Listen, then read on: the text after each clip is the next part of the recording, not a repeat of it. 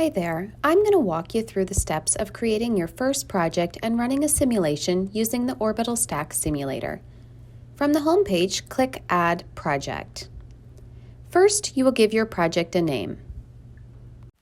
The reference ID is typically your internal project ID that you may use to track billing or other activities at a later point. The address is the location of your project and is used to pull the meteorological data, which you will choose in the next step. We understand that as a designer, you may not have access to surrounding buildings, and as such, we have provided you the ability to automatically generate them using OpenStreetMap. The context model will cover half a kilometer in each direction from the center of your site, which is determined using the longitude and latitude. You can request this by selecting Auto Generate Surrounds here. Please verify this file for accurate building placements and heights, and note that buildings where heights are unavailable will appear as a single-floor building. You will be required to extrude this building to its appropriate height. Once your project tile has been created, you can download this file from the Resource tab by clicking Properties on the project tile here.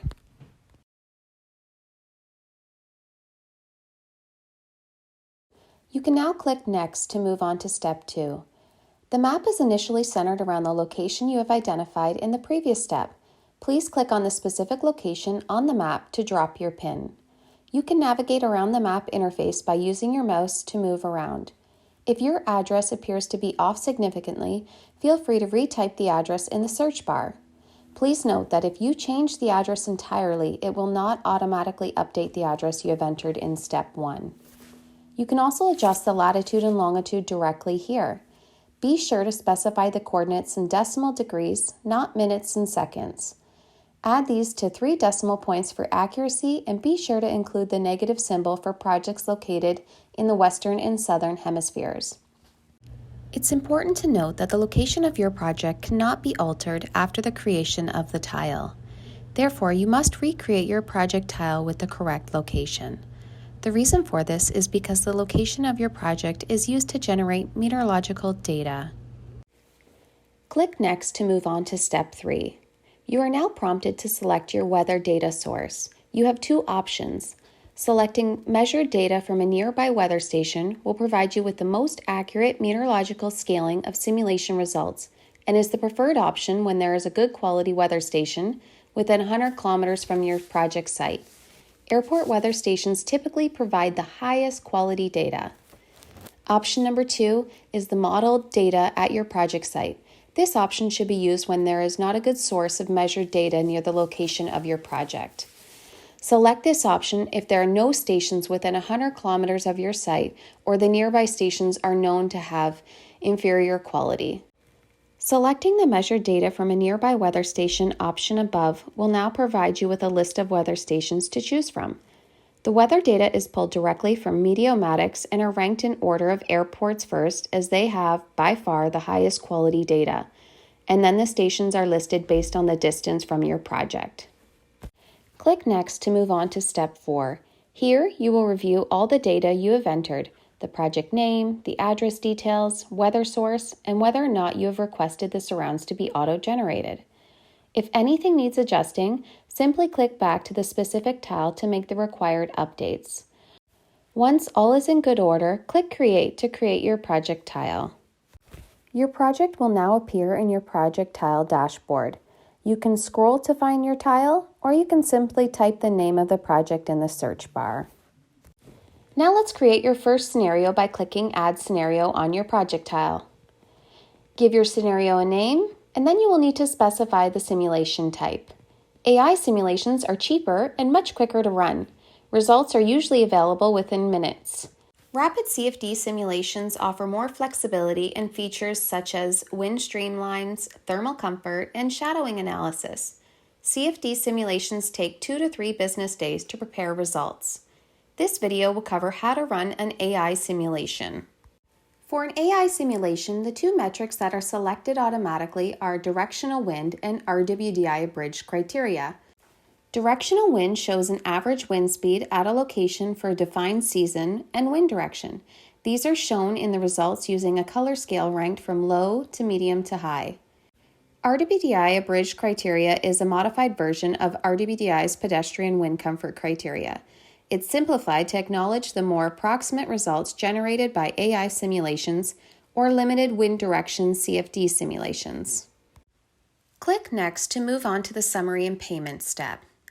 This page shows you the name of the scenario you gave in the previous step, as well as the simulation type you've chosen and the metrics you've selected.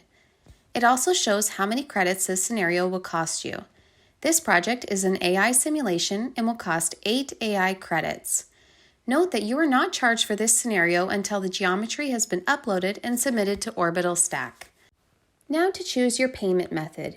Here you can choose from your subscription, if it has already been set up, or you can choose to use your free trial credits that are available.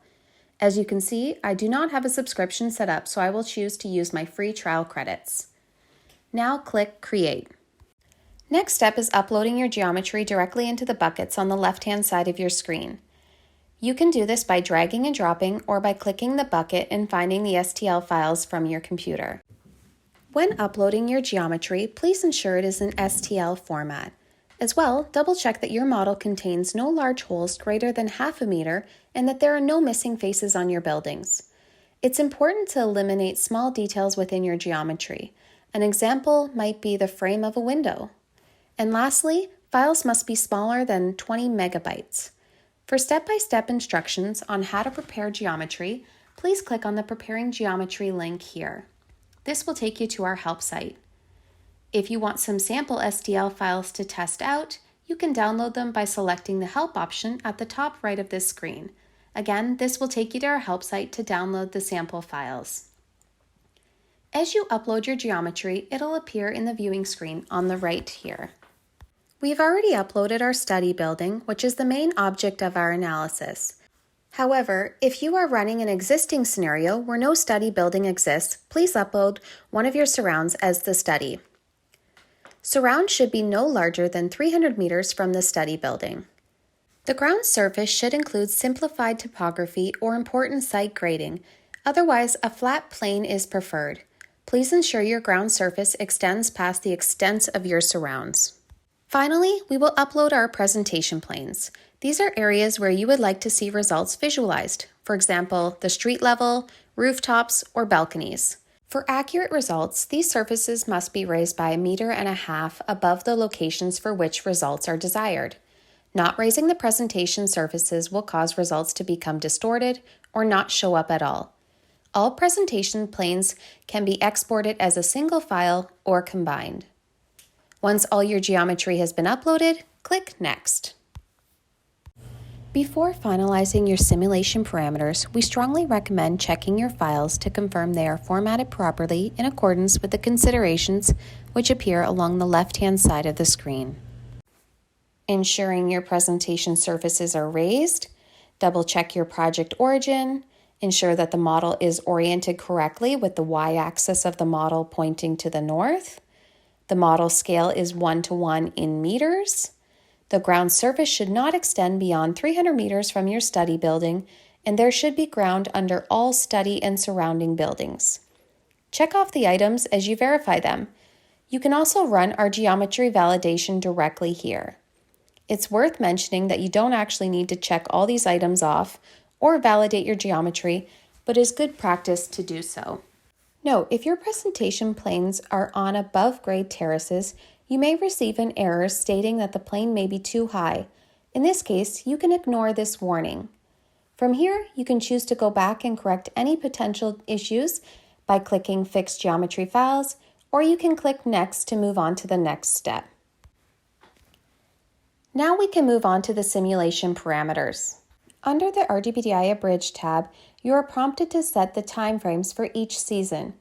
You may choose the default option, which is pre-selected seasons and times. If you'd like to customize them, simply select the option.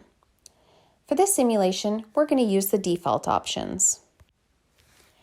Now we can move to the Wind Directions tab. If you're only simulating a few wind directions, we recommend that you pick the ones that are most common at the project site. At any location, conditions are always dominated by the prevailing winds. To ensure that you have some statistical confidence in the combined pedestrian wind comfort results, It is recommended that there be a minimum of 6 directions. However, 8 are preferred. Any less than that can diminish the reliability of the results. If you are unsure of which directions to choose, we recommend that you go with the default 8 directions, spread evenly around the compass. For the terrain types, choose the option that best represents the terrain type found in the area upwind of that direction, meaning the wind comes from the north and the terrain is what the wind blows over as it approaches your project. If you are unsure of which type to choose, we recommend using a tool such as Google Maps to identify the terrain type adjacent to the site for each direction. For additional guidance, you can always check out our help site for help articles. I've made some random selections here. Once you've finished updating your options, go ahead and click Submit. If you change your mind and want to go back and make some edits prior to submitting, this is your last chance to do so. Simply click back to the appropriate step and make your adjustment. You can now click Submit. This screen again will confirm the number of credits required for this simulation. As well, please ensure you review the End User License Agreement. If you've already done this, simply check off that you've read it. Now you can click Submit Scenario. You're going to be taken to the viewer again while the simulation runs. Given this is an AI simulation, results will be available within minutes. You can watch to see what step the run is at the top right here. Once your simulation is complete, click Reload to view your results. The next video in the series will walk you through how to understand and interpret your results.